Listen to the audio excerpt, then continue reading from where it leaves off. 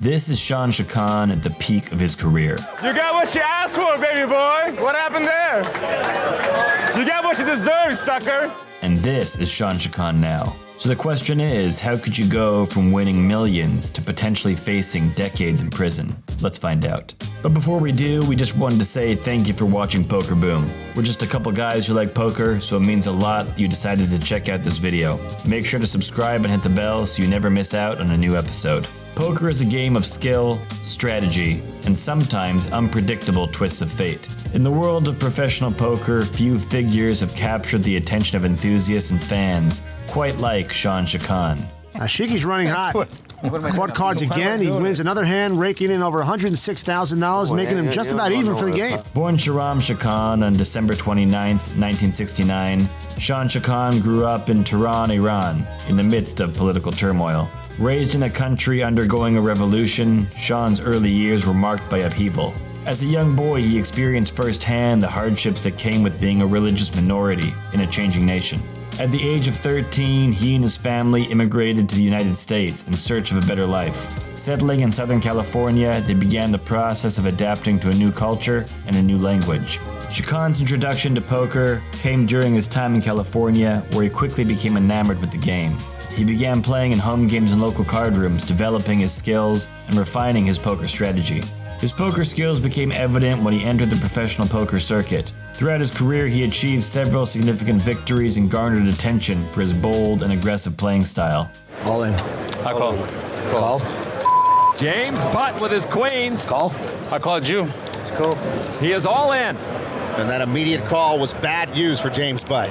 One of his most notable accomplishments was in July 2007, when he placed third in the World Series of Poker No Limit Deuce to 7 lowball event. His fearless approach to the game, characterized by his willingness to take risks and put his opponents to the test, made him a memorable figure in the poker world. Sheiky rules or casino rules? And which casino? You know I run the rules. You know I'm the law in this place. But Sheikhan's notoriety in poker extends beyond his playing skills. It's also marked by his often questionable table etiquette. If you got a bad hand, you probably shouldn't play it.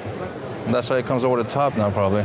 One of the most memorable instances of this came during the 2005 World Series of Poker, where he engaged in a widely publicized verbal clash with fellow player Mike "The Mouth" Matusow. La la la la la. You calling if I raise, Mike? No, I'm just gonna The source of this confrontation was Sheikhan's impulsive reaction when a flop was revealed in a hand he wasn't even participating in. He slammed the table in frustration, inadvertently giving away the strength of his hand. Oh, Sheik's not happy. Oh, he pounds the table. That's inappropriate. He's indicating that he would have got part of that flop. This led to both Matusow and Sheikhan receiving penalties. First of all, when the flop came, you slammed the table. Sure did. Then both of you guys got into it, so guess what? Right now, both of you guys are on a 10-minute penalty. As Matusow responded by swearing at him after Sheikhan's outburst. You know, we're in a hand. You need to shut the up. Uh-oh. What did you say, Mike? Mike. What did you say, Mike? Did you say something? Sheikhan's contentious interactions at the poker table don't stop there. Another notable incident occurred during a game of Poker After Dark, where he found himself in a dispute with Phil Hellmuth. Hellmuth accused Shawn of incessantly talking while he was involved in a hand with Andy Duke, even though the entire table was also engaged in conversation. Shawn, would you please mind this time? Please be quiet. Please be quiet so I can talk. Despite his occasional controversial behavior, Sheikhan demonstrated his poker skills on numerous occasions. In March 2006, he secured a spot in the Final Four of NBC's National Heads Up Poker Championship, an impressive feat in a prestigious tournament. During the early rounds of this championship, he even had the audacity to tell Gus Hansen, whom he eventually would eliminate, to discard his cards, all while holding 4 of a kind. He calls. Huh? Throw it away. Throw it away. Talk about it. They don't want to Throw it away, bro. His deep run in the tournament earned him a substantial $125,000 prize, although he ultimately fell short, losing to the eventual champion, Ted Forrest. Ted, you're a joke, Ted. Thank you. Well, Shawn Sheikhan isn't the first opponent to be thwarted by Ted Forrest's spooky heads-up luck. In recent years, Shawn Sheikhan's life took a dramatic turn when he became embroiled in legal troubles related to his involvement in the cannabis industry. In 2021, Sheikhan was arrested and faced multiple charges, including conspiracy to distribute marijuana and operating an unlicensed money transmitting business. These charges carried the potential for a lengthy prison sentence and a substantial fine. On June 30th, 2022, Shawn Sheikhan entered a guilty plea in the United States District Court, Southern District of California, admitting to his involvement in the illicit cannabis enterprise. Seeking to sway the judge, Sheikhan's legal counsel submitted a sentencing memorandum to the court, with the hope of persuading the judge to consider probation as an alternative to incarceration. Contained within a comprehensive 33-page document obtained by Poker News, the defense outlined various grounds for leniency. Notably, a number of individuals closely associated with the poker pro, including PokerGo president Maury Esfandiari, provided letters of support on Sheikhan's behalf. The memorandum highlighted Esfandiari's professional involvement with Sheikhan, having invited him to participate in multiple poker shows produced over the years. In their arguments, Sheikhan's legal reps contend that a downward variance in sentencing is warranted. Essentially, they propose that the court should impose a less severe punishment than the standard sentencing guidelines typically applied to the type of offense he admitted to committing. The defense's case for a downward variance hinges on several factors outlined in the memorandum, including Sheikhan's remorse for his actions, his acknowledgement of guilt, the support he has received from figures like Esfandiari, and the evolving landscape of marijuana laws. The defense underscores Sheikhan's acknowledgement of responsibility and genuine remorse, as he has willingly accepted his mistakes without any intention of avoiding accountability. Furthermore, the legal team argues that probation would serve as an effective deterrent against future criminal activities, as Sheikhan does not pose a threat to public safety. The memorandum also highlights Sheikhan's health concerns, including degenerative disc disease, emphasizing that these factors do not support a prison sentence. Additionally, Sheikhan voluntarily forfeited $191,000 in cash and property that now rests in the government's possession. The defense requests that the court considers this forfeiture as an additional form of punishment when determining the appropriate sentence. The proposed probationary sentence would incorporate components such as home detention, mandatory drug testing, community service, and counseling. The document closes by emphasizing Sheikhan's acknowledgement of his conduct in the case, expressing sincere remorse and emphasizing full compliance with pretrial conditions with a firm commitment to abstain from any future involvement in criminal activities. However, this is not Sheikhan's first brush with the law. He was arrested in 2007 due to a 1995 conviction for misdemeanor sexual battery on a child under 18, where he served 9 months in prison and 5 years of probation. According to Sheikhan's lawyer, the young woman in the case was a 17-year-old girl that Sheikhan knew when he was in his early 20s. Needless to say, Sheikhan's life and career have been a roller coaster ride, marked by highs and lows. From his prominence in the poker world to his current legal battles, his story is a testament to the unpredictability of life's journey. Shawn Sheikhan's story is a reminder that success is not linear and it comes with many twists and turns and failures. It now remains to be seen where his journey will ultimately end. Whether it's 2 million, 10 million, or 100,000, winning is winning. I'm really happy. This is the face of a true poker pro. When Sammy Farha faced off against Chris Moneymaker at the final table of the 2003 World Series of Poker, he represented everything that Moneymaker wasn't. Experienced, aggressive, and lethal. Don't do it. But in the years since, he's largely vanished from the scene. So the question is, what the hell happened to Sammy Farha? Sammy. You told me I have a hand. Do you I have the a hand. aces? I have a hand. Because I'm in deep with, if you have aces, I'm in deep. Sammy Farha's story begins on February 23, 1959 in Lebanon. Raised in the cosmopolitan city of Beirut, his childhood was marked by the challenges of living in a region marred by conflict. But despite the adversities, Farha found solace and support in his close-knit family. His upbringing instilled in him a resilience and a strategic mindset that would later prove invaluable at the poker table. They give me free cards. They do not bluff me. A good player cannot break me. I can break him. And that's the difference I have. The family would eventually move to the U.S. when the Civil War erupted in Lebanon in 1975. Farha bounced around the U.S., earning his undergrad at the University of Kansas before moving to Houston, Texas in the 1980s, where he was first introduced to poker. Over the course of several years, Sammy predominantly immersed himself in cash games and private gaming circles. However, the turning point arrived in 1996 when he ventured into the world of the World Series of Poker and clinched his inaugural gold bracelet. In a $2,500 pot limit Omaha showdown, Sammy emerged victorious, engaging in a fierce heads-up battle with Brent Carter to secure the coveted bracelet. Regardless of this triumph, Sammy never fully embraced the tournament scene, participating sporadically and only when the mood struck him. But as many already know, Farha's poker prowess reached its zenith at the 2003 World Series of Poker, a watershed moment that would etch his name into the annals of poker history. The climactic heads-up battle against Chris Moneymaker became the stuff of legend. Farha's cool demeanor, combined with his unorthodox playing style, made him a fan favorite. Let's put it all in and see who wins. One hand. I've been trying to do that. All right, yeah, let's do the three of us, yeah. Do you want to do that? Without looking, deal the cards and let's see who wins. And despite his defeat, his performance played a pivotal role in popularizing poker and catapulted him into the limelight. In the final hand of the tournament, Farha was dealt a Jack-10 offsuit against Moneymaker's 5-4 offsuit. Farha raised and got a quick call from Moneymaker. When the flop came, they each got a piece, with Farha landing top pair with the Jack and Moneymaker hitting 2 pair with his 5-4. Moneymaker checked, Farha bet $175,000, to which Moneymaker raised to $300,000 and quickly got an all-in call from Farha. Gotta go all in, let's go. I call. Sam Farha goes all in, and Chris Moneymaker's going to call it. Moneymaker called, hitting a full boat in the river, and won the tournament. But if you want to learn more about Moneymaker's monumental win, check out the first video we ever produced on the channel. The link is in the description.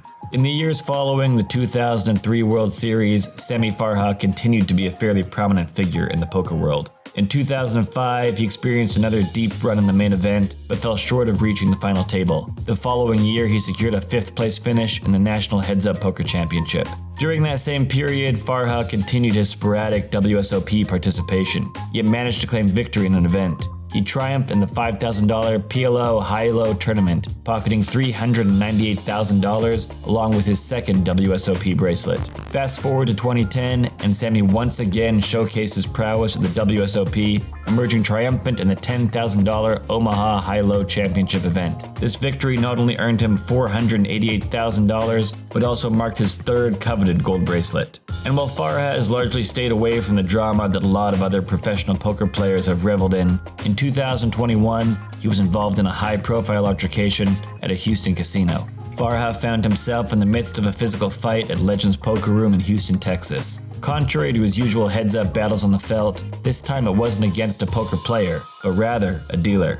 Poker News did a story on this and spoke to a source identified as AJ. Apparently, a long-standing feud between AJ and Farha originated at Johnny Chan's 88 Social Poker Room, where AJ had previously worked as a dealer. Allegedly, Farha had a hand in getting AJ fired. Tensions reached a boiling point when AJ, fed up with Farha's provocations, reportedly slapped the poker star in the cheek and forcefully shoved him into a wall, exclaiming, "I'm from Detroit, we don't play around." Efforts to intervene were made by management and other players, but both individuals attempted to resume the altercation.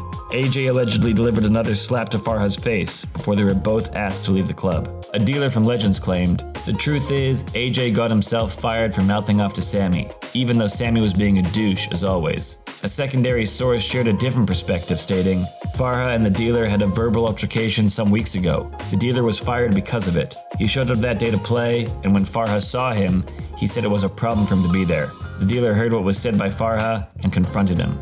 Words were exchanged, and he slapped him." Despite appearing to be on the receiving end of the altercation, Farha's reputation seemed to precede him. Many poker pros expressed support for AJ, suggesting that Farha had it coming. "He's despised everywhere," claimed one dealer. "He's not liked by dealers anywhere." In an interesting turn of events, a GoFundMe campaign was initiated with the aim of raising $20,000 to assist AJ with potential legal fees stemming from the incident. The campaign highlighted AJ's job loss due to alleged harassment by Farha, portraying the punch as a stand against the mistreatment of poker dealers. Local poker enthusiasts in Houston have rallied behind the dealer who confronted him, with some even offering to sponsor the dealer's entry into poker tournaments. As Farha attempted to file a report on the incident the following morning, the repercussions for both parties remained uncertain, leaving the poker community in suspense about Legends Poker Room's course of action. The whole ordeal showed Farha's true colors, as the poker community was quick to disassociate from him, not considering him to be a quote-unquote good guy. At the end of the day, Sammy Farha's journey from the war-torn streets of Beirut to the pinnacle of poker to being despised by his peers shows off his resilience, his strategic acumen, and his provocative tendencies. So whether reminiscing about his iconic showdown with Chris Moneymaker or navigating the challenges of the present, he remains an indelible presence in the world of poker, leaving behind a questionable legacy of someone who won't soon be forgotten, but it's still up for debate as to how he'll be remembered. Phil the Unabomber Lack, David Devilfish Uliet, Gus Hansen, Antonio the Magician Esfandiari, Paul the Truth Darden, These are the original bad boys of poker. But what happened to all these bona fide poker stars? And what happened to the image of bad boys in poker as a whole? Give me some money, man. We need a jack. You do that? Okay, if you stop swearing. I won't stop swearing. In the world of professional poker, a group of players emerged who not only dominated the tables with their exceptional skills, but also captured the attention of fans worldwide with their charismatic and often rebellious personas. Can you call it that? You out of your mind? Have you lost your mind? What are you trying to do? What are you trying to do? I know that 25 doesn't mean anything to you, but you know, to a kid like me, it's a lot, you know? They were more than just card sharks. They embodied what poker was all about, pushing boundaries and redefining the image of professional poker players. However, as time passed, the paths of these players diverged, and their once prominent presence in the poker world underwent significant transformations. So let's talk a little bit about the bad boys of poker. It's boys' night out, and the badder they are, the better it gets. On the WPT, Bad Boys of Poker. Originally assembled by the World Poker Tour in 2004, the mission was clear: to infuse maximum thrill into the World Poker Tour Travel Channel series. The concept was simple and it was brilliant. Unite 5 of the boldest, most vibrant personalities on the circuit and witness the spectacle unfold. Stick to backgammon, kid. All right? Well, Vince, I'm not sure needling Gus Hansen is the best thing you can do, putting fire in that dragon. Each hand was a battle of wits and nerves, with fortunes hanging in the balance and trash talk throughout. The Bad Boys of Poker would turn out to be a rating success, and the WPT would end up reviving the show down the line with a fresh ensemble cast including Tony G, Mike the Mouth Matusow, the Poker Brat Phil Hellmuth, Men the Master Nguyen, and JRB, alongside defending champion Gus Hansen. Oh yeah, spoiler alert, Hansen would go on to win the inaugural tournament. Gus Hansen makes it straight. He has captured the title of the Bad Boys of Poker. And while the sequel proved entertaining, it lacked the magic of the original. It's now been 20 years since the Bad Boys made their debut on TV, so it feels right that we find out where the cards have taken all these poker titans today. It's only right we start off with the champ, Gus Hansen. With his Danish charm and fearless playing style, Gus Hansen became one of the most recognizable faces in the world of high-stakes poker. Born in Copenhagen in 1974, his journey to poker stardom began with his early success in backgammon, before transitioning into the world of cards. His aggressive playing style earned him the nickname The Great Dane, and made him a force to be reckoned with at the tables. Hansen's rise to prominence arguably culminated in his victory at the 2007 Aussie Millions main event, where he won a bracelet and claimed the staggering 1.5 million Australian dollar prize. Lately, he shifted his focus to other endeavors, including business and philanthropy. And while he occasionally makes appearances at major tournaments, his presence in the poker scene has diminished in recent years. But he's apparently still a fixture at some cash games in Vegas. If you want to learn more about the Great Dane, we made a video all about him that you can check out. The link is in the description. Antonio Esfandiari captivated audiences with his mesmerizing tricks, both on and off the felt. Born in Tehran, Iran in 1978 and raised in the US, Esfandiari's charm and showmanship earned him a legion of fans worldwide.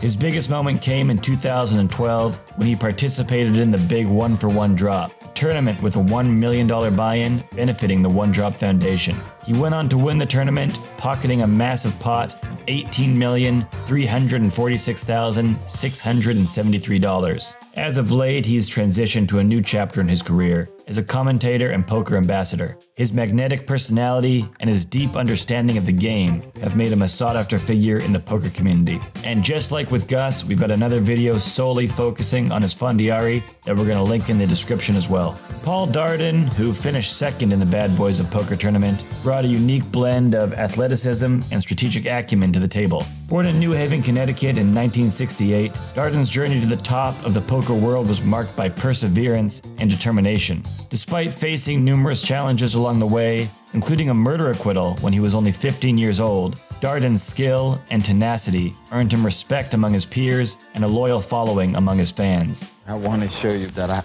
didn't rob you of pup. Yeah, give me that big old smile. You know, you just picked my pocket about 4 times already today. He continues to play poker at a high level alongside his mentor, Phil Ivey, and remains active in the tournament circuit.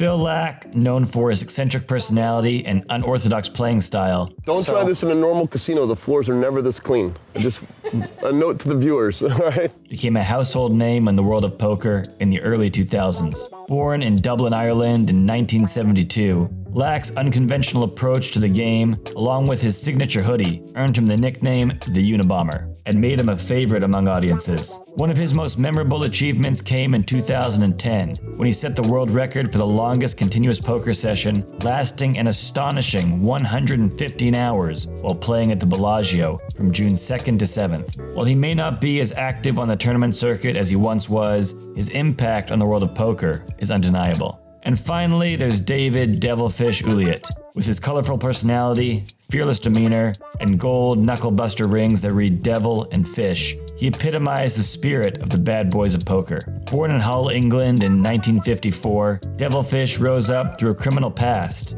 and then found initial fame through success in underground poker games before making a name for himself on the professional circuit. His crowning moment came in 1997 when he won a World Series of Poker bracelet, solidifying his place in poker history. Now, Devilfish sadly passed away in 2015 after a battle with cancer, leaving behind a legacy that continues to resonate in the poker community. You know, because life passes you by pretty quick, don't it? You know, they've got to get out there and get off them laptops and get out there and live, you know. His larger-than-life persona and fearless approach to the game will forever be remembered as a contributing factor to what the bad boys of poker was all about. And this was proven in 2017 when he was elected to the Poker Hall of Fame. As the poker landscape evolves, it's unlikely that we'll see another tournament quite like the bad boys of poker. I'm a favor. I got 15 out. He's saying he has 15 outs. I'm the small dog. I'm a small dog, now I'm a big favor. Now he likes. The game has undergone significant changes in recent years, with new players and new trends reshaping the dynamics of the sport. And while the era of the bad boys may have come to a close, their impact on the world of poker will continue to be felt for generations of poker players to come. The bad boys of poker represented more than just a crew of skilled card players. They embodied what poker was about in the early 2000s: brash, bold, and larger than life. While their paths may have diverged over time, their contributions to the world of poker remain indelible. Because in poker, as in life, it's not just about the cards you're dealt, but how you play them that truly matters. And sometimes you come out the good guy, but if you're lucky, you might just be considered a bad boy. Is this the real Tony G? Come on the internet you play like in 1 second. When you come here now, you come to my game and you're wasting my time. Could anyone actually be this brash, this aggressive, or was this all an act? I'm a happy winner. Phil's happy for me. Everyone's a winner. In the intricate world of poker where skill, strategy, and psychology intertwine, players often employ diverse tactics to outwit their opponents and secure victory. Tony G is a player who stands out not only for his exceptional poker skills, but also for his masterful adoption of an alter ego. And I'm destroying you. You know every part of the game. So let's explore Tony G's upbringing, his achievements on the felt, and his artful cultivation of a larger-than-life persona at the poker table. Oh, you lied. Of course I lied. It's poker, Phil. What do you think this is? Hailing from the Baltic nation of Lithuania, Antonis Guoga, or Tony G as most know him, origins provide a unique backdrop to his poker journey. Born in 1973, he witnessed his country's transition from a Soviet republic to a thriving independent nation. This background forged his resilient spirit, a quality that would serve him well in the competitive world of poker. But before he got into poker, Tony was the Rubik's Cube champion of Lithuania. His young mind clearly already had a knack for strategy and problem solving. He moved to Melbourne, Australia at the age of 11 and started playing poker at 18. Like Gus Hansen, who we covered before on the channel, Tony would go on to win the WPT Bad Boys of Poker tournament in 2006. He ended up knocking out Mike the Mouth Matusow, who held pocket kings, while he held a 10-8 of diamonds. He ended up hitting 2 pair on the flop. Oh boy! And he's flopped a 10 and an 8. Wow! Wow! Holy smoke! Just an incredible flop for Tony G right there. And in that same year, he finished second in the Intercontinental Poker Championship while representing Australia. Tony G was always one to provoke at the table, and this tournament was no different. When he eliminated Ralph Perry from Russia in 4th place, Tony G antagonized him about calling his all-in with a worst hand, a king-jack. You play that as bad as you can. Your career is finished. You are gone, gone, gone. Tony still did show a little respect, going as far as to call Doyle Brunson his idol after eliminating him. Tony G's poker career is studded with impressive achievements like these, from his victory in the European Poker Championship to his deep runs in the World Series of Poker. His aptitude for the game, coupled with his audacious alter ego, ensured his status as a prominent figure in the poker realm. Tony G's alter ego is an embodiment of exuberance, of aggression, and of unapologetic flair. I think you should take your coach, get a tandem bike, and get the hell out of here. This is awful. What Tony's doing is horrific. He adorns himself with a brash and entertaining persona that often leaves his opponents bewildered and off-kilter. This larger-than-life image is far from accidental. It's a calculated strategy that shapes his interactions at the poker table. Through a combination of assertive table talk, provocative gestures, and witty remarks, Tony G creates an atmosphere where his opponents are not only contending with his cards, but also grappling with his unrelenting psychological assault. The adoption of a poker alter ego provides several strategic advantages. Tony G's persona, for instance, disrupts his opponent's focus, making it challenging for them to make well-calibrated decisions. His relentless banter aims to extract information from other players, capitalizing on their discomfort. This information can be pivotal in determining the course of a hand. Tony G's alter ego functions as a smokescreen, masking the true intention of his plays. By projecting an image of irrationality, he coerces opponents into misjudging his hand strength, leading to profitable bluffs and value bets. Tony G has to raise here. It's just a matter of how much he thinks Antonio will call. Tony raises to 125 grand. And of course, the persona serves as an effective branding tool. Tony G's flamboyant style has garnered him a considerable following, both within the poker community and beyond. He's celebrated for his audacity and for his unpredictability, traits that add to the intrigue of televised poker tournaments. This recognition extends beyond the poker table as well, granting him opportunities in commentary, business ventures, and philanthropic endeavors. However, the adoption of an alter ego is not without its pitfalls. Tony G's provocative approach has earned him both admirers and detractors. Critics argue that his behavior violates traditional poker etiquette and respect for opponents. Whoa, you got there! That's not cool. No, he didn't. No, sorry. I was just joking, Phil. Did you believe me again? And this divisiveness can impact his reputation, potentially alienating some segments of the poker community. The line between authenticity and performance can blur, leading to challenges in maintaining genuine connections with fellow players. You're gonna play aggressive, and you're gonna play loose, and you're gonna be in there all the time mixing it up with me. I'm gonna bluff you for all of my chips. You are gonna fold like a little girl. His boisterous persona carries an inherent risk of overexposure. The poker world, after all, is dynamic, and strategies that capture attention today might lose their appeal over time. This necessitates a constant evolution of the alter ego to remain effective and to remain relevant. Failure to adapt could lead to becoming a caricature, diminishing the impact of the persona and compromising its strategic advantages. All the cards, I saw 2 cards. You guys are folding them up as well. I wouldn't play the hand if I didn't see it. I didn't have any of those 2 cards. Today, Tony G is heavily involved in politics. In November 2020, he was elected to the 2020 to 2024 Labour Party group in the Republic of Lithuania. He still plays high-stakes cash games from time to time, and as of 2011, his total live tournament winnings capped out at over $4 million.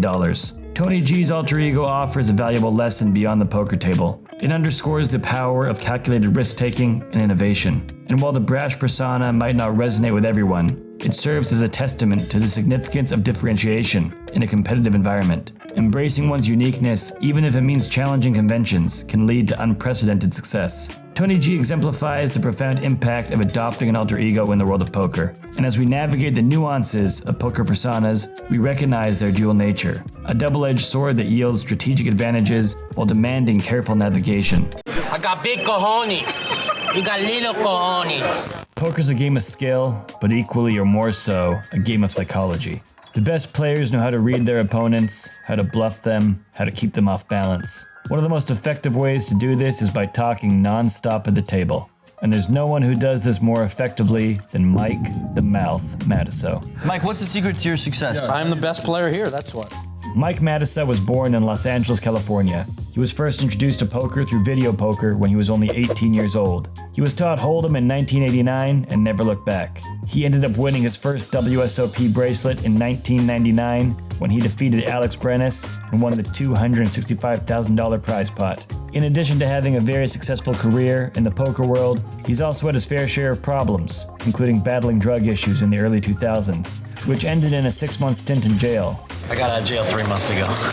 Unfortunately for Mike, he is not making that up. We're not here to talk about the lows. We're here to talk about what makes Mike the Mouth work. And with that, let's take a look at some of the reasons why talking can be an effective strategy at the poker table.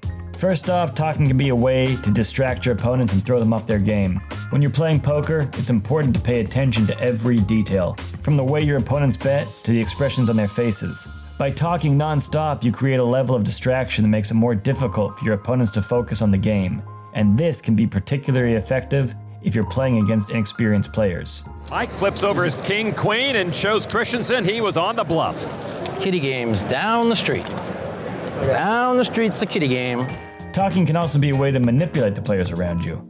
By saying certain things or using certain tones of voice, you can plant ideas in your opponent's minds or make them doubt their own decisions. You might say something like, "I don't think you really have that flush, but it's up to you," in a way that makes your opponent question their own read of the situation. Or you might use a confident tone of voice to make it seem like you have a stronger hand than you really do. Mike Matusow is a player who's made a career out of talking non-stop at the table. He's known for his brash personality and how he always speaks his mind, even if it's not in his best interest. Told you I was gonna bust you when you came after me, didn't I? Don't let me be wrong, God. Turn card 2 of diamonds, and that gives Greg Raymer. He's got the ability to get under other players' skin with his talking, which is a powerful psychological weapon. Poker, poker, it's all skill. Start with the worst 10 and go uphill. Matusow's ability to talk his way to victory is not unique, however. Many other players have used talking as a way to gain an edge at the table. Phil Hellmuth, who we discussed in another video that you can check out, the link is in the description, is also known for his non-stop talking at the table. Hellmuth berates his opponents. Stay out of it. Why don't you stay out of it? Because I'm right here. Because you've been so far out of line to me, and every time we've played, and I'm just sick of it. And while this can sometimes backfire, it can also be an effective way to tilt his opponents and throw them off their game. While talking can be an effective strategy at the table, it can also get you into trouble if you're not careful. In some cases, talking too much can reveal information about your hand or your thought process to your opponents. Oh, I want to get called. I mean, I know I'm 4-1 favorite. 4-1 favorite. I'm bigger than that. And this can be especially true if you're not careful about what you say or how you say it. Also, talking too much can make you seem arrogant or annoying to your opponents, which can lead to them targeting you or trying to get revenge. In one famous incident from the 2005 World Series of Poker, Matusow got into an argument with another player, Shawn Sheikhan. You know, we're in a hand. You need to shut the up. Uh-oh. What did you say, Mike? Mike. What did you say, Mike? Which caused Sheikhan to become extremely angry and to start playing even more aggressively against Matusow. The feud ended up making it more difficult for Matusow to knock Sheikhan out. You calling if I raise, Mike? No, I'm just gonna. These guys are like oil and water. Even though Sheikhan had a significantly smaller stack. You got what you asked for, baby boy. What happened there?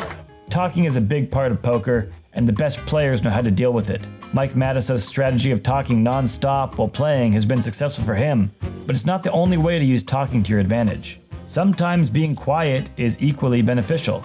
The best strategy for talking at the table is to use it in moderation and to be aware of your opponent's reactions to what you say. By doing so, you can use talking as a way to distract your opponents, manipulate them, and gain an edge without revealing too much. Whee! I set him up like a dog, baby. On day 4 of the 2005 WSOP, Mike Matusow was sitting at the main table when Jesper Christensen picked up pocket tens and bet 40,000. The Mouth looked down at King-Queen offsuit and made a quick call. No one else wanted in on the action, so it was just Christensen versus Matusow going into the flop. The flop came out 2 ace-jack, giving Matusow a straight draw. Christensen quickly checked, and Matusow retaliated with a bet of 50,000. This didn't scare off Christensen, who then check-raised him to 100,000. Undeterred, Matusow went all in on his draw. Mullen. Oh, goes all in again. Christensen tried to get a read on the Mouth by asking if he had 9 deuce, to which Matusow meekly replied, "Yeah, for sure." This prompted Christensen to lay his hand down as the 70% favorite. Christensen showed his hand, and then to rub it in his face, Matusow showed his as well, telling Christensen that he's kitty games down the street. Down the street's the kitty game. In this hand, we see the power of the Mouth. Matusow knew to keep his mouth shut when Christensen was trying to get a read on him, but also knew how to put Christensen on tilt afterwards by dragging him for his poor read. The only way I could win is, I never win a coin flip, I never get dealt. If I didn't know how to play poker, I'd be screwed. His talking and berating makes his opponents doubt their decisions, not just in the hand they're playing, but in future hands as well. And by knowing when to minimize his talking, by appearing to be weak or unsure, Matusow is able to get his opponents to make mistakes and give up their chips. This is a testament to the power of talking at the poker table and the importance of understanding your opponent's psychological vulnerabilities. However, on Phil Hellmuth's personal site, he goes on to say that Mike the Mouth Matusow is one of the best no-limit hold'em players in the world. He says that Matusow understands more about the game than almost anyone else, and if he could just avoid the Mike Matusow blowup, which was coined by ESPN's Norman Chad, then he would own many more titles and many more World Series of Poker bracelets. Hellmuth states that Matusow's recurring blowups occur when he makes a crazy move, usually for all of his chips, for no good reason. When Matusow blows up, even he himself will tell you that he blew up. I played the best poker of my life, man. Mike was going broke no matter what. Hellmuth, being such a close friend of Matusow's, is really speaking the truth here. A lot of the time, Matusow's talking and brash nature at the table ends up hurting him. So even though there are many instances where his talking helps, it's far from this way all the time. How does it happen to me consistently, dude? Am I the unluckiest human ever, or what? In the end, the power of talking at the poker table cannot be denied. However, it's important to use this tool wisely and to be aware of the potential risks involved. The best players know how to talk at the table while also maintaining their focus and keeping their opponents off balance. If you can master the art of talking at the poker table, you can become a formidable opponent and a force to be reckoned with, just like Mike the Mouth Matusow. Men the Master, arguably the most controversial player in poker history and a bona fide poker villain to many. A fantastic, legendary poker player that all fear him very much. Men the Master win. But why does he have this reputation? What has made just the mention of Men the Master send a shiver down the spine of a dealer? And does he deserve it? Let's find out. I've been playing poker for 40 years and you think that I don't know what's going on here? That's why I'm the master. You know, a few months ago, we released a video ranking the top 9 biggest villains in poker history, and we put Men at number 1. But lots of you called out that we didn't delve deep enough into the reason why. So at the end of this video, we'll let you be the judge. Raise you with his hand, okay? Jack and a 9, baby. And the king. Men Nguyen's story begins in a small village in Vietnam, where he was born into a modest family. Growing up amidst the backdrop of the Vietnam War, Men's early years were marked by hardship and uncertainty. His family faced economic challenges, and it was against this backdrop that Men developed a keen sense of resourcefulness and an unyielding determination to improve his circumstances. In 1967, at just 13 years old, he decided to drop out of school to become a bus driver to help out his family. He would later escape the communist regime in Vietnam by boat to travel to Malaysia. The US granted him political asylum later that year. The war ended in 1975. My father told me, you can leave and make your life better in the United States, leading him to establish roots in Los Angeles, California. In 1984, a pivotal moment unfolded during a spontaneous trip to Las Vegas, where he found himself engaged in poker for the very first time. He initially encountered setbacks and accumulated losses to such an extent that he earned the nickname Money Machine. I ran out of money. I used my credit card at the machines. I bring the money back and play. They call me Money Machines. Undeterred, he rapidly honed his poker skills, culminating in a triumphant victory in his first poker tournament in 1987 at the California State Poker Championship. Men's success on the poker circuit continued to grow throughout the 90s, and he would go on to win 7 bracelets at the World Series of Poker. With a penchant for aggressive play and a knack for reading opponents, Men solidified his status as one of the premier poker players of the time. However, Men's rise to fame was not without its share of controversy. Despite his undeniable skill at the poker table, his reputation became tarnished by a series of incidents that branded him as a true poker villain. Yes! Bro wins the hand! Men the Master's disgusted. A lightning bolt fells Men the Master. See, at the height of his fame, Men embraced disciples, mostly Vietnamese expats aspiring to emulate his triumphs. I can't beat him. He's too good. I want them to be better than I do, so that they can beat the master.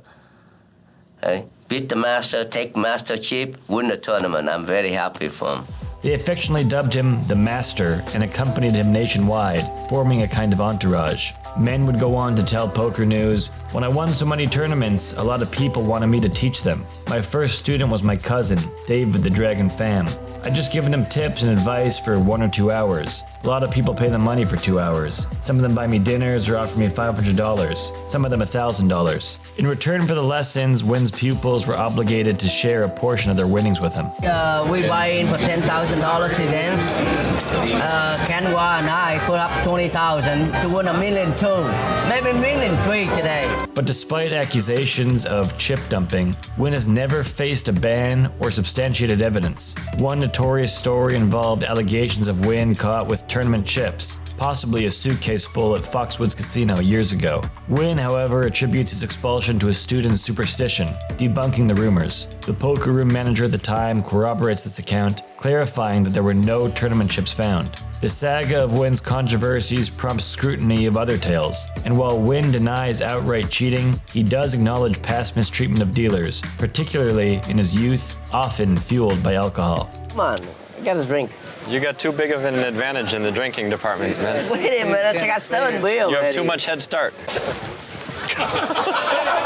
Nguyen asserts he's reformed, expressing caution about alcohol consumption and its consequences. However, a recent incident at the WPT Gardens Poker Festival contradicts this claim. Nguyen exhibited erratic behavior and attempted illegal moves, receiving a 1-round penalty. Nguyen had himself quite an eventful day that included a few spats with tournament staff that resulted in several warnings and a 1-round penalty.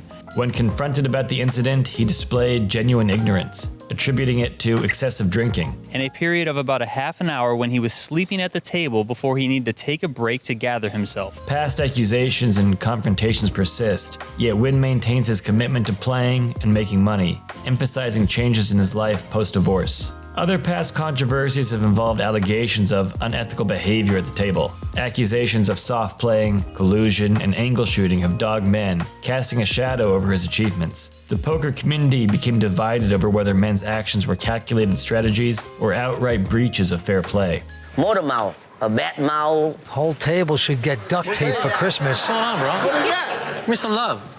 Love? Hey, what's going on, man? If I love someone, I love better looking guy than you. Many would agree that men boast a career deserving of recognition in the Poker Hall of Fame. With close to 100 tournament victories and just shy of $11 million in lifetime earnings, 4 Card Player Magazine Player of the Year titles, 4 WSOP circuit rings, 7 World Series of Poker bracelets, and more, his resume outshines many recent inductees, prompting curiosity as to why he's been nominated only once in the past decade. Nguyen himself has spoken about attributing it partially to the changing landscape of the poker community and his lack of a robust network to garner votes. Although men believes his chances are slim, some prominent figures in the poker community argue otherwise. Daniel Negreanu has spoken highly of Nguyen's poker achievements and suggests that despite past controversies, his resume warrants consideration. In the midst of Nguyen's life challenges, his poker career took a hit, but a subtle transformation is apparent on the other side of adversity. And while he still grapples with occasional missteps, it seems men is evolving and attempting to learn from his past. Today, he remains a divisive figure, with supporters lauding his contributions to poker strategy and detractors decreeing his controversial actions. Whether viewed as a skilled player or a tainted character, Nguyen's impact on the poker world is indelible. He tried to run over me. Not man the master. He raised me with nothing. I raised him back, I bet, I showed him ace high. He ran away. As we reflect on his legacy, it's essential to recognize the complexity of his impact. While his achievements at the table are undeniably impressive, his controversial reputation has left a lasting impression on the game and what people think of him. Men the Master's journey from a war-torn village in Vietnam to the high-stakes poker tables of Los Angeles is a story tale as old as time. However, his legacy is a nuanced one, marked by triumphs and controversies that continue to shape the perception of poker as a whole. As the poker community reflects on his contributions, there is much to be learned about the intersection of skills, ethics, and the enduring quest for success in the world of professional poker. But at the end of the day, the question is still, is men a hero or a villain? And ultimately, that's up to the public to decide. All you can eat, baby. How could you go from this? I bet 100,000 with this hand, baby. Rubbing it in. No. Turn over. To this. What the cocktail, man. I mean, it's like, what's up with this, man? Play this table and wait forever? In life, just like in poker, there are ups and there are downs. Sometimes you have the nuts, and sometimes you lose it all. And when it comes to Scotty Nguyen, he's seen the highs, and he's definitely seen the lows. His rise to fame was nothing short of remarkable, as he conquered the poker world with his charismatic personality. That's right, baby. And exceptional skills at the table. Oh, come on! Stop it! What universe are we living in? The historic comeback is complete. However, fame and fortune often come at a price. And for Scotty Nguyen, the price was a tumultuous roller coaster ride that led to his downfall. We're going to look at the life of Scotty Nguyen, explore his background, track his meteoric rise to stardom, his struggles with drug addiction, his financial downfall, and ultimately check in on where he is today. You guys see the lame Lamborghini sit out there with a license plate, say like TYPM. Thank you, players' money. Born Tuan B. Nguyen, Scotty Nguyen was born on October 28, 1962 in Vietnam. He moved to the United States at a young age, where he later adopted his popular nickname, the Prince of Poker. Scotty's journey in poker began in Las Vegas, like it does for many, where he honed his skills in various poker rooms and underground games. With a natural gift for reading his opponents and a fearless playing style, he quickly became known for his aggressive play and his famous catchphrase. Your car gonna be all over, baby. In 1985, Scotty was able to build his bankroll up to $7,000, and then tremendously was able to gamble his way all the way up to $1 million. His name spread around Vegas, and soon he began playing poker with the likes of poker legends like Johnny Chan, Puggy Pearson, and David Gray. At this time, he was living in famed Vegas hotel Caesar's Palace, and he was winning between $50,000 to $900,000 a night. And even with all of this massive success, an unfortunate losing streak coupled with a drug addiction would cause him to lose it all and need to start from scratch, which he did. His breakthrough moment came in 1998 when he won the World Series of Poker main event. After losing his bankroll, Nguyen had to play in a small satellite tournament, which he did not even have enough money to buy into. Mike Matusow, who we previously covered in one of our videos, decided to bankroll 1/3 of the buy-in, and when Nguyen won the main event, he split 1/3 of his winnings, worth $333,000, with Mike Matusow. On the final hand of the main event, a full house was dealt on the table, 8-9-9-8-8. Nguyen relayed his famous quote to Kevin McBride, who he was playing heads up with at the time. Your car gonna be all over, baby. I call. I play the board. Kevin calls. Scotty's got a 9. Nguyen ended up beating McBride with a better full house by holding a 9-jack. Scotty's got a 9. Scotty's our new world champion. Wow, what a hand here. Scotty played this hand really well. However, this triumph was followed immediately by tragedy. The very next day, one of his brothers was hit by a car back home in Vietnam and killed. For this reason, Scotty does not wear his 1998 WSOP championship bracelet. But this victory not only earned him the gold bracelet, but also catapulted him into the poker spotlight. With his infectious charm and undeniable talent, Scotty became one of poker's biggest stars, drawing fans and viewers to the game like never before. He was revered not only for his poker prowess, but also for his entertaining table talk and his charismatic personality. You know, this man right here, I have to give him credit. You know, this young man right here, he can play. The last couple of years, he showed the world. He can come out and play some poker. Throughout the late 1990s and early 2000s, Scotty Nguyen continued to dominate the poker scene. He accumulated several high-profile tournament wins and earned millions in prize money. His success also transcended the poker world as he appeared in mainstream media. I'm the only one wearing sunglasses. Now everybody copy it. You know, they just want to be like Scotty Nguyen one day, see how it feels like. Scotty was undoubtedly living the high life, surrounded by fame, fortune, and adoring fans. But unfortunately, Scotty Nguyen's meteoric rise to fame had a dark side. Behind the glitz and behind the glamour, his battle with drug addiction came back with a vengeance. The pressure of maintaining his status as a poker icon, coupled with personal struggles, led him to seek solace in drugs. As his addiction deepened, it began to take a toll on his poker game, and his once formidable skills at the table began to decline. By the mid-2000s, Scotty Nguyen's drug addiction had reached its peak, leading to reckless behavior and poor decision-making, both in his personal life and at the poker table. His financial situation started to deteriorate as he incurred significant losses due to playing at high-stakes games while his skills were diminishing. Penalty. Anybody else 10 minutes, Scotty today. In 2012, Scotty filed for bankruptcy, citing overwhelming debts and financial mismanagement as the primary reasons for his downfall. His assets were liquidated, and the once mighty poker star found himself at rock bottom. The poker community watched with sadness as one of their idols struggled with addiction and experienced a dramatic fall from grace. Since his bankruptcy, Scotty Nguyen has largely kept a low profile in the poker world. After hitting rock bottom, he sought help for his drug addiction and began working on rebuilding his life. And although he has not entirely disappeared from the poker scene... All right, baby, you take this one. No, I call. No. Just fooling. Look at his eyeball. He no longer commands the same prominence as he did during his peak years. Today, there are glimpses of redemption in Scotty's life.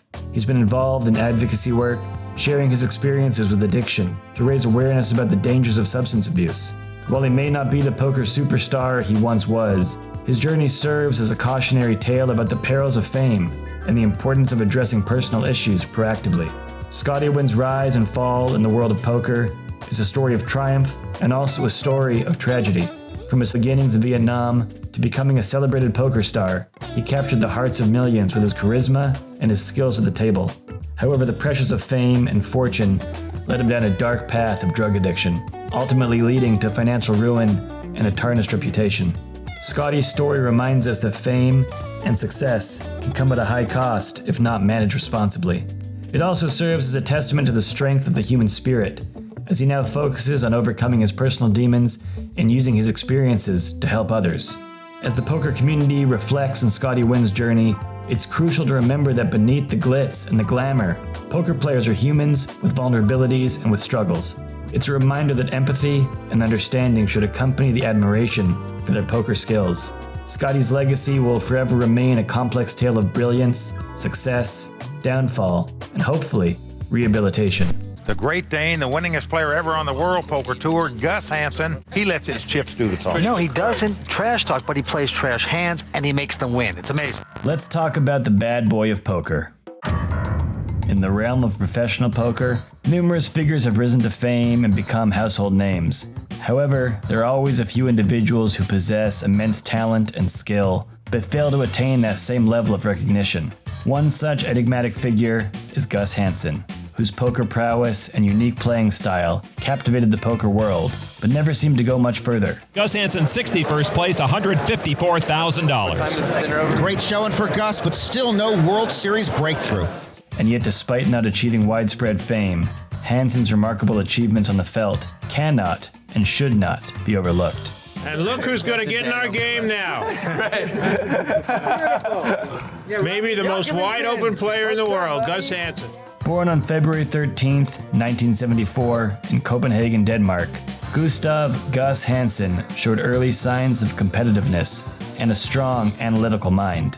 Growing up, he excelled in math and other strategic games like chess, even going on to become a world-class backgammon player and tennis champion. And these skills would prove crucial in his later pursuits in the world of poker. Hansen's introduction to poker came during his college years at the University of California, Santa Cruz. He started playing poker in the underground card rooms of Santa Cruz, honing his skills and gradually improving his game. He quickly recognized that poker was not merely a game of chance, but a complex blend of strategy, of psychology, and skill. And this realization ignited his passion for the game, and he embarked on a journey to become a professional poker player. Gus Hansen's playing style was distinct, it was unpredictable. It earned him the moniker, the Great Dane, given that he was great, and, obviously, from Denmark. He was known for his loose, aggressive approach. That's what you get for putting your money in bad. Often playing a wide range of hands and applying relentless pressure on his opponents. This style allowed him to accumulate chips rapidly, but also exposed him to significant risks. One of Hansen's most memorable performances took place during the 2007 Aussie Millions main event. The event drew 747 entrants, thanks in large part to online qualifiers. But when the final table was reached, none ended up being from Australia. Hansen ended up going heads up against American Jimmy Frick. After an extensive battle which consisted of 47 hands of heads-up play, Hansen ultimately defeated the online qualifier to collect the largest first-place prize to date in Australia. And that's it! Gus Hansen is the 2007 Aussie Millions champion. $1.5 million. This experience also led to him penning his book, Every Hand Revealed, where he reviewed the hands he played on the way to winning this particular poker championship. Hansen's list of accolades are extensive and include him becoming the first player to win 3 World Poker Tour Open tournaments. He also won the first WPT Bad Boys of Poker Invitational event against fellow bad boys Phil the Unabomber Lack, Antonio the Magician Esfandiari, Paul the Truth Darden, and David Devilfish Uliot. In 2004, he was inducted into the World Poker Tour Walk of Fame along with poker legend Doyle Brunson. And yet, despite his exceptional skills and remarkable results, Gus Hansen did not attain the same level of fame as many of his contemporaries. There are several factors that contributed to this phenomenon. First, his playing style. Good call. I know I can sell past to Matt.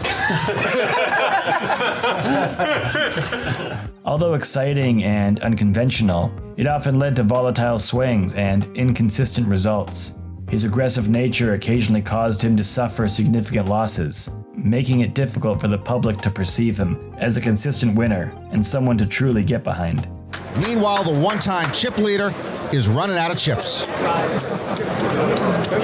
Not the hand I wanted to see. Second, his media presence and his marketing efforts were not as prominent as those of other players. While other poker stars actively sought endorsement deals and embraced the limelight, Hansen remained more reserved and focused primarily on the game itself.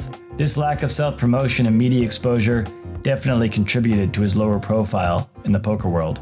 In contrast to Gus Hansen's relative obscurity, other players such as Phil Hellmuth, Doyle Brunson, and Danny Negreanu, many of whom we've already showcased on the channel, so go check out those videos, the link is in the description, achieved unprecedented fame and became household names. These players possess strong personalities. Son, I would tell you this much, son. I would never have put more 3,000 with 2 10s. Oh, here we go. I was gonna say good game, sorry for the suck out, but...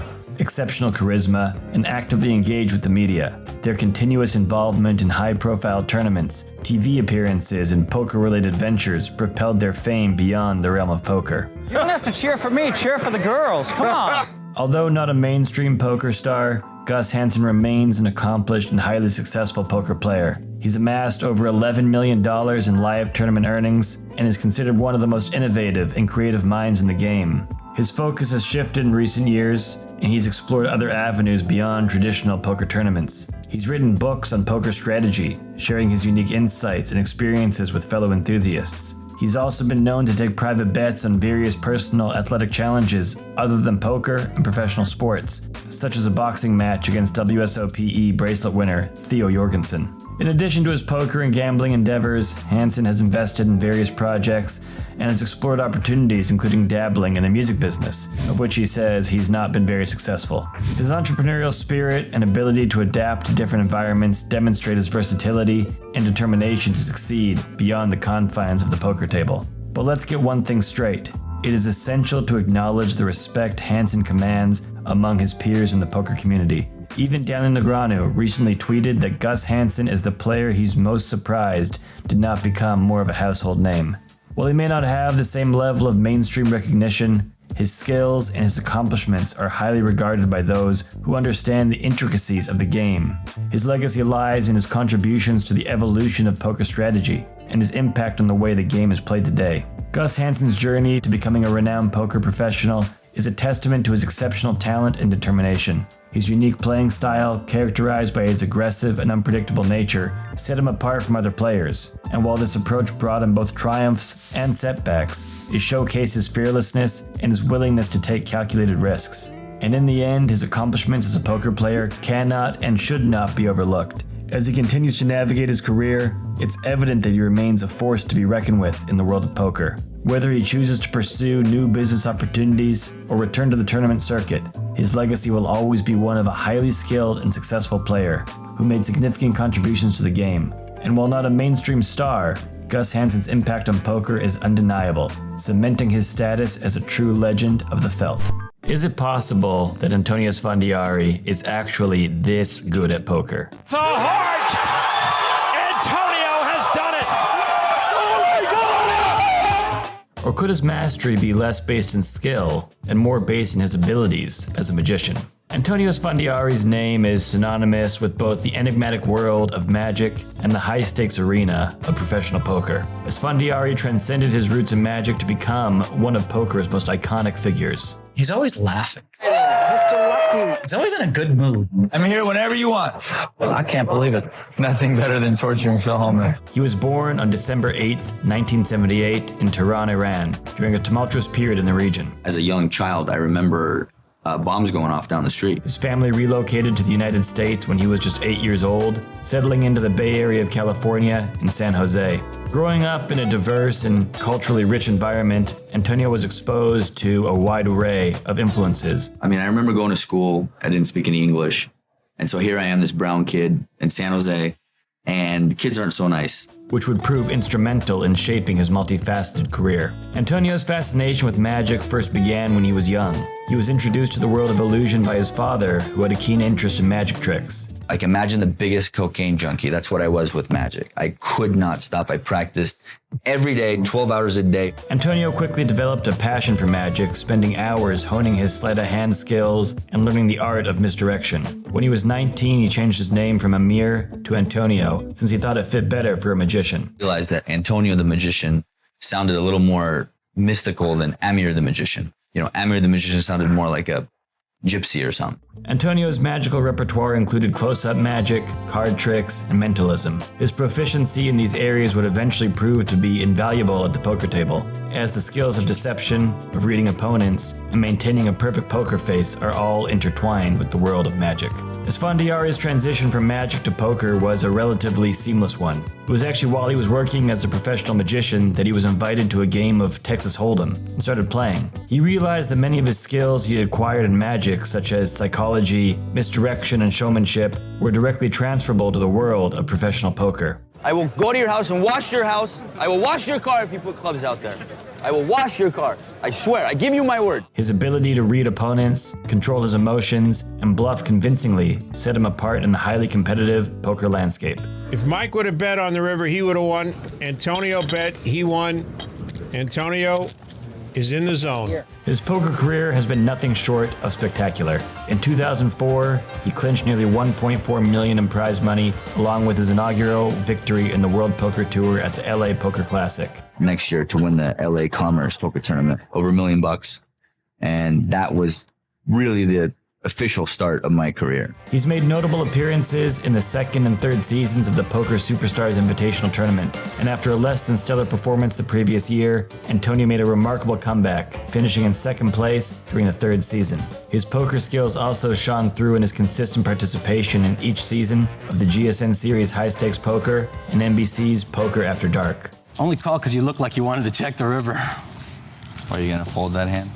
If you wouldn't have looked different, maybe I might have thought about it. On April 17th, 2008, Esfandiari showcased his skills at the 2008 PokerStars EPT Grand Final in Monte Carlo, making it to the final table and ultimately securing 8th place, which translated to a handsome $266,000 in winnings. And then, on July 14th, 2009, he reached a career high by finishing 24th in the World Series of Poker main event on the 8th day of the tournament, earning a substantial $352,832. Antonio Esfandiari quietly exits in 24th place with a payday of almost $353,000. The year 2010 brought him his second World Poker Tour title as he triumphed in the WPT Doyle Brunson 5-Diamond World event, pocketing over $870,000. I went from kind of someone that everybody had written off to coming back and winning this massive tournament, and just kind of put me right back on track. But his crowning achievement occurred on July 3rd, 2012,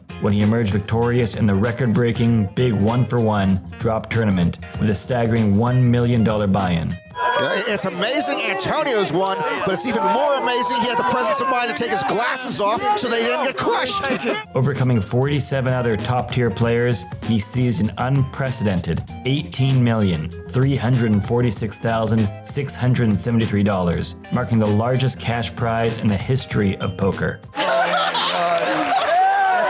the barefoot magician walks away with $18 million plus. The following year, in the 2013 World Series of Poker, he displayed his consistent excellence, finishing 4th in the one-drop high roller tournament, the successor to the big one, and walking away with another $1,433,438. Fast forward to 2017, and his cumulative earnings from live tournaments have soared to an impressive total of over $27,600,000. Dad, can you come over here? Because this bracelet is for you. Come on, bro. Esfandiari's poker prowess extended beyond his major tournament victories. He consistently ranked among the top poker earners globally and became known for his charismatic presence at the poker table. His achievements not only solidified his position as one of the game's elite players, but also served to inspire a new generation of poker enthusiasts. These days, though, Esfandiari has all but disappeared from the poker scene to spend more time with his family. I love being a dad so much. You know, it's amazing because I'm holding this little human that has never said a word to me, but I wouldn't even hesitate to die for him. But of course, it would not be possible to discuss Antonio Esfandiari without mentioning his bromance with his best friend, fellow professional poker player Phil the Unabomber Lack. I love going fast. I love this. Motocross, bring it on. I see jumps. I'm charting a course. The two met when Esfandiari was in his early 20s at the WSOP. Initially, Esfandiari would go to do magic there, and according to him... And I remember doing the magic, and he was zoning in on my hands the whole time. And I'm like, this is following me to figure out how I do my magic. It was Esfandiari's background as a magician that would ignite one of the most lasting and impactful friendships in poker. One that would go on to spurn countless great moments at the table, as well as a TV show, I Bet You, where the two of them would travel across the United States betting on literally everything. How many songs are on the album? I'll take the over-under. Don't say anything. Okay, I'll take 13 and under. In the captivating journey of Antonio Esfandiari, we witnessed the convergence of two seemingly disparate worlds, magic and poker. His childhood fascination with magic laid the groundwork for a poker career that dazzled the world. As we reflect on his story, we are reminded that the magic of poker extends beyond the cards and the chips. It resides in the art of deception, the power of psychology, and the enduring legacy of individuals like Antonio Esfandiari, who have forever altered the course of this dynamic and ever-evolving game. Esfandiari's name will forever be etched in the annals of poker history, as a testament to the enchanting fusion of magic and of poker skill. Will Kassouf. This is not friendly, okay? I don't want to see you move. You and I are going to have a conversation when this hand is over, okay? If you're a poker fan, just his name alone might sound like nails on a chalkboard. The guy has annoyed many, to say the least. But is there a method to his madness? And is his strategy truly speech play? Or does he just not know how to shut up? Take your time, no rush, Dylan. Take your time. We don't want to make mistakes. Please, Ali, and ace. Thank you.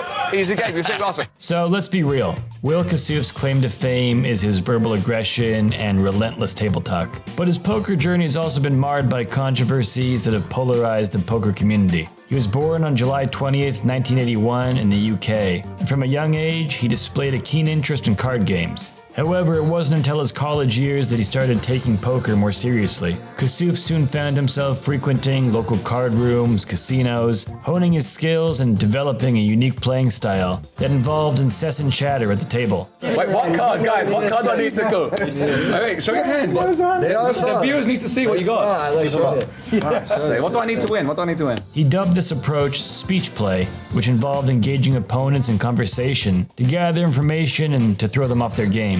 Kassouf's rise to prominence came in 2016 during the World Series of Poker main event. It was during this tournament that he garnered significant attention for his controversial behavior. One notable incident occurred during a hand against Canadian Griffin Benger. Kassouf's relentless table talk visibly irritated Benger. You're a bully, it's rude, it's mean. It's called speech play. It's not about, no, it's not called speech play, it's called being a bad person. You should really check yourself. Why? Check your privilege. It's called speech play. Check your privilege. I'm trying to get information. Check your privilege. You're a rude person. Who eventually called Kassouf's all-in bet with pocket aces. Kassouf, holding pocket kings, was eliminated in this hand. Come on! Has he got me covered? Hey, can someone get a count? Will wants a count. But not before some intense accusations from Benger around verbal abuse. No, you're verbally abusing me. It's not verbal abuse. Yes, it is. Ask anyone else here. Your word against theirs. Kassouf has also faced allegations of deliberately stalling and using time-banked chips excessively to disrupt opponents' rhythm and gain a psychological edge. His tactics resulted in an official warning from the WSOP, leading many players to question the fairness of his approach. As a result, his style and conduct have become subjects of intense debate within the poker community. Overall, the poker community has been divided in its opinions regarding Kassouf's antics. Some players praised him for his unorthodox approach, hailing it as an ingenious strategy to gain a psychological edge over opponents. They argue that poker is a game of psychological warfare, and Kassouf's relentless banter falls within the bounds of the game's spirit. But on the other hand, numerous players, including seasoned professionals, condemned Kassouf's behavior as disrespectful and unsportsmanlike. They argued that his conduct crossed ethical lines and disrupted the flow of the game. Many of his fellow competitors expressed their frustration, stating that poker should primarily be about skill and not a platform for inflammatory tactics. But as well as being deemed annoying and talking too much, Will Kassouf's legacy in the poker world is undoubtedly marked by controversy. In 2018, Kassouf secured a position with Grosvenor Poker as a sponsored professional. Yet their affiliation came to an unexpected halt following revelations that Kassouf had engaged in chip manipulation at a Grosvenor Casino's roulette table back in 2018. Despite releasing a statement addressing this incident, doubts lingered among fellow poker enthusiasts regarding Kassouf's conduct. And then recently, in 2023, at the 2023 Irish Open, a story broke out from Leo Worthington-Lees, a British poker player who shared a video on Instagram.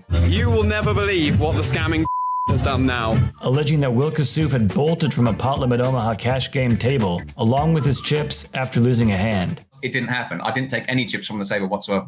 Poker News reached out to Worthington-Lees and he said, "I wasn't at the table. I was just outside the poker room. It was like 4 a.m. and one of my friends ran up to me and was like, 'You're never gonna believe what Will Kassouf just did.'" Basically, Kassouf had previously been stacked and then he reloaded and sat short like 300 euros. He then got it all in on the turn after having reloaded multi-way and was drawing dead, it turned out. And then the dealer was working out the pots in the river, working out who owed what. The dealer turned around to grab Kassouf's stack to pay the winner of the hand. There was no money then, and he wasn't even in his chair anymore. He just had got up and quick-footed it all the way across the card room, out past security. A couple people saw him leaving, I think, but nobody had really cottoned on to what had happened yet, so nobody tried to stop him. Kassouf, for his part, completely denied the allegations, saying, "Contrary to the vicious rumors and allegations against me, neither did I take any chips from the table, nor did I run out of the poker room. I did absolutely nothing wrong, and the allegations are completely false. I played in a fun 1-2 PLO 6-card game at the Irish Open Festival in Dublin.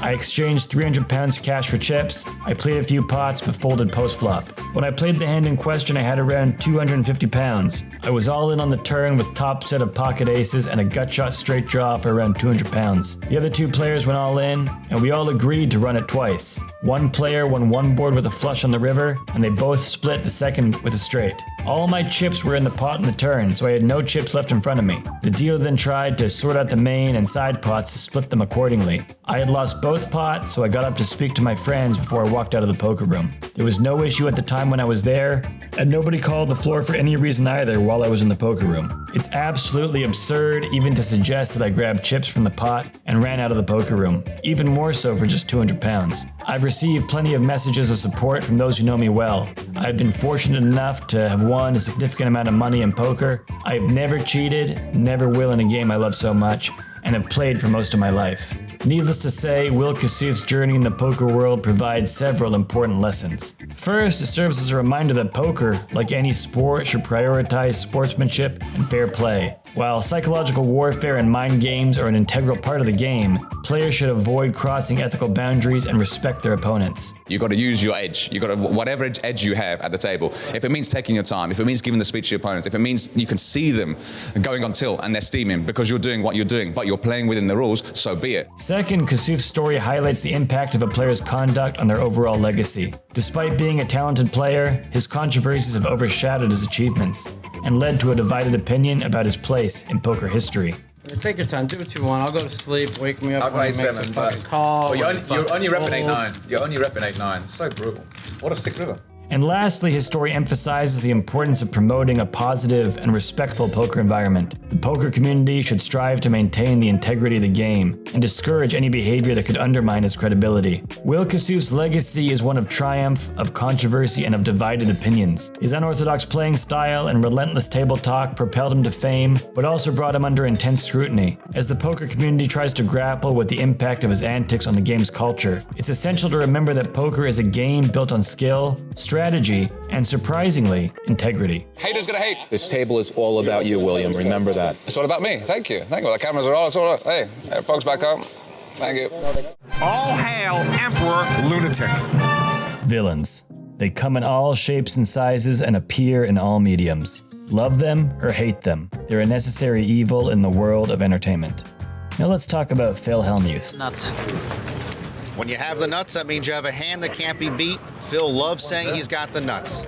Phil Hellmuth is undoubtedly one of the most well-known names in the world of poker. He's earned millions of dollars throughout his career, but his success has come at a cost. He's earned the nickname the Poker Brat due to his short temper and his tendency to lash out at other players. Man, otherwise you're gonna go out. Can you just shut the up? This reputation has made him a controversial figure in the world of poker, and has caused many to view him as a villain. I'll tell you one thing, you look pretty ridiculous to all the poker players out there right now. I mean, maybe to the American public doesn't get it, but to all the top pros, you look pretty ridiculous. Phil Hellmuth's life as a poker player began long before he became a household name in the poker world. He was born on July 16, 1964, in Madison, Wisconsin. He was the oldest of 5 children and grew up in a middle-class family. He attended the University of Wisconsin-Madison, but dropped out before completing his degree to pursue a career in poker. He began playing poker at a young age and quickly developed a talent for the game. He played in local tournaments and eventually worked his way up to larger events. In 1989, he made his first appearance at the World Series of Poker and won the main event after beating poker legend Johnny Chan, becoming the youngest player ever to win the tournament at the age of 24. It would take 19 years for his record to be beaten by Peter Eastgate in 2008. And this is the moment 22-year-old Peter Eastgate steps into poker history. Hellmuth's reputation as a villain in the poker world did not emerge until much later in his career.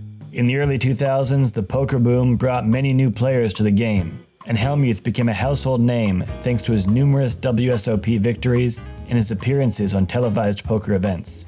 And as Hellmuth's fame grew, so did his ego. He became known for being arrogant and difficult to deal with, both on and off the table. He would often berate other players for their mistakes and show a lack of respect for his opponents. I'm asking the question. You want to complain about me? See that? Won't shut the While some may argue that Hellmuth's behavior is simply a result of his competitive nature and desire to win, many think his actions have gone beyond acceptable behavior for a professional poker player. Can you please shut up? The bike's coming. Why? He's having fun. I mean, come on, man. You just want to rub salt in my wound every time? Show some class. Most of his outbursts have been directed at other players who have really done nothing wrong, and his behavior has caused unnecessary tension and conflict at the poker table. One of the most famous examples of Hellmuth's bad behavior occurred during the 2008 World Series of Poker. Hellmuth folded Ace-King offsuit to Christian Dragomir's bet on a flop of 9-10-7. When the table asked Dragomir to show his hand, Dragomir showed he called Hellmuth's pre-flop re-raise with 10-4 suited, a much weaker hand and one most would have expected to have been folded with a re-raise. Hellmuth began to berate Dragomir. This is how I lose my money to some idiot. He was eventually issued a warning by the floor person for continued berating of another player. It's the state of poker. The guy is the worst player in history, and they're cheering. You are an idiot. 4 times. Did you see what this idiot just did? 5. Even mouthy players like Mike the Mouth Matusow, a good friend of Hellmuth's, told him to chill. That's sick. I don't care. You're way out of line.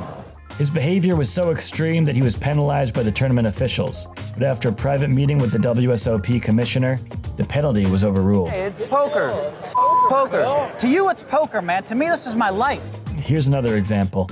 In the first week of Poker After Dark on NBC, Hellmuth asked fellow pros, including Gus Hansen and Huck Seed, to stop talking while it was his turn to act on his hand after Annie Duke raised him. They initially complied, but when Hellmuth began to talk, He was mocked by Seed, who said, "Be quiet so I can talk."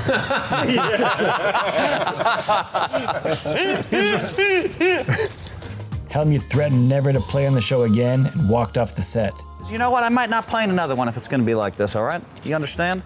After the show's producers intervened, Hellmuth returned and was eliminated just a few hands later. What? That's the gin card. That was kind of a J card. That's not Philly. Phil Hellmuth has been eliminated with that card. The river doesn't matter. Annie Duke would later describe Hellmuth's behavior as one of the biggest overreactions I have ever seen. Even at the 2021 WSOP 7-Card Stud Championship, Hellmuth went on a 15-minute tirade, going so far as to threaten to burn the entire casino down. After losing an important pot to Anthony Zeno, with a diamond draw and an ace, there's like one ace left. How does he get awarded for that play? Hellmuth went max tilt, dropping F-bomb after F-bomb until he committed a cardinal poker sin, mucking his next hand by tossing the cards off the table. He got up to try and calm himself down, but when he eventually sat down again, he said, "I think I'm gonna burn this place down if I don't win this tournament." The whole ordeal blew up on poker Twitter, with most people agreeing that this is over-the-top behavior that should be penalized. And you really got voted the most hated man in poker. It's hard to believe. Did you deserve it?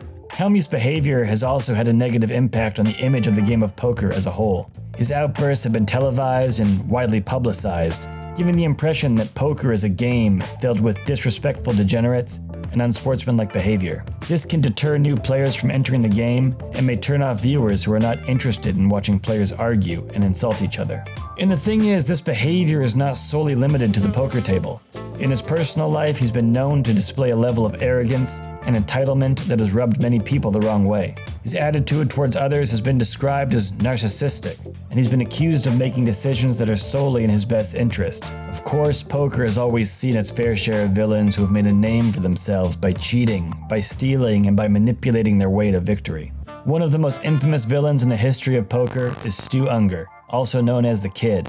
Despite being one of the most naturally talented players to ever pick up a deck of cards, Ungar was known for his reckless behavior and love of drugs, which ultimately led to his downfall. Despite winning 3 World Series of Poker main event titles, Ungar was also known for his erratic behavior at the tables, frequently berating his opponents and making wild bets that often backfired. Perhaps the most notorious villain in the history of poker is Russ Hamilton, a former World Series of Poker champion who was later found to have been involved in a massive cheating scandal that rocked the industry. Hamilton, along with several other players and executives, was accused of stealing millions of dollars from other players by manipulating software used by the site Ultimate Bet. Although Hamilton denied any wrongdoing for years, he eventually admitted to his role in the scheme and agreed to repay a portion of the stolen funds. But let's get back to Hellmuth. In the end, despite his behavior, he's achieved remarkable success in the world of poker. He's won 16 WSOP bracelets, he's ranked 20th on the all-time money list, and he holds the records for the most WSOP cashes and most WSOP final tables. As of January 2023, his live tournament winnings exceeded a staggering $28 million. However, all of this has come at a cost. His nickname, the Poker Brat, is a testament to how he's viewed and how he's perceived. In the end, his legacy will be defined not only by his success on the felt, but by his behavior towards his fellow players. And while some may view him as a villain, others may see him as a passionate competitor who's simply trying to stay on top. Look at this, I'm sitting out for 5 hours. In your eye, David Benjamin, you arrogant guy. You think you can angle me? You just got so pwned, it's a joke. This guy is a villain. This guy is a villain. This guy is definitely a villain. In the realm of poker, where cunning strategy meets nerve-wracking unpredictability, a select few individuals have transcended the game's boundaries and etched their name into the annals of infamy. These notorious figures, renowned for their audacious schemes, deceitful maneuvers, and relentless pursuit of victory at any cost, have come to embody the darker side of poker's rich tapestry. From manipulative masterminds who thrived on psychological warfare, to audacious cheaters who shattered the spirit of fair play. The history of poker is chock full of larger-than-life villains. Like a bit of that, innit, still? He thought he could angle me all day, innit? Thinks he's 10 years older than me, so he knows a little bit. Think I care? Whose actions have left an indelible mark on the game.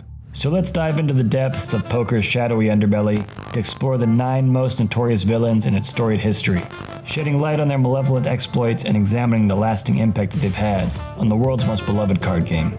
Alright, let's start off with the obvious. Someone we actually already did an entire villain breakdown on, and that's Phil Hellmuth, also known as the Poker Brat. Undoubtedly highly decorated, Hellmuth has dominated the World Series of Poker like no other. His 17 WSOP bracelets are a testament to his prowess in the game. Time and time again, he has demonstrated his ability to triumph in the glamorous setting of Las Vegas. However, it's not just his remarkable achievements at all costs that have solidified his reputation as a villain. All they did is me over in this game so far. Guy bluffs off all his money, then slow rolls me. He doesn't say kings, he says 2 pair.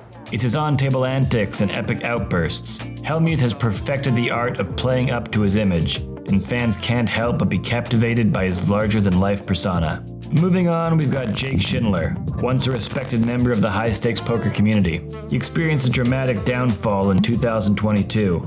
Accused of utilizing real-time assistance during online play, Schindler faced repercussions and was banned from major poker platforms. Despite the controversy surrounding him, Schindler defiantly participated in the World Series of Poker, seemingly unbothered by the anger and resentment directed towards him, and even managed to emerge victorious in the $50,000 high roller event.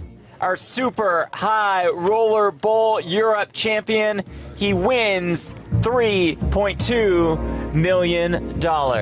Schindler's actions not only tarnished his own reputation, but also raised questions about the integrity of the game itself. At number 7, we've got Mike Matusow, another player who has earned the title of a poker villain. Whee!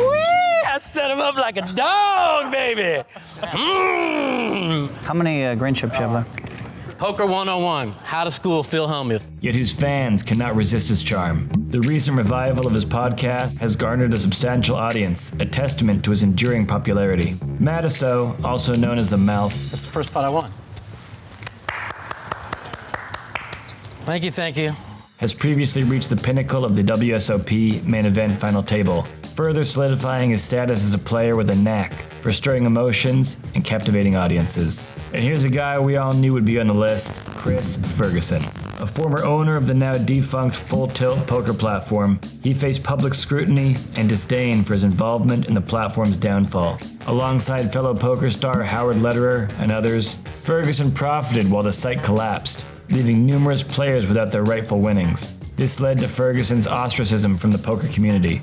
He has a lot of pressure on him, I guess, because the social opinion on him is very bad and all the things, and we don't know the situation inside. However, in 2017, he made a controversial return to the WSOP. Despite the animosity surrounding his presence, Ferguson secured a record-breaking 23 cashes and claimed the Player of the Year title after winning his 6th bracelet. In the realm of British poker, there exists a character who is revered as a hero by some and seen as a villain by others, Luke Schwartz. All right, big man, go on. Do your little angle bet. Really? I bet.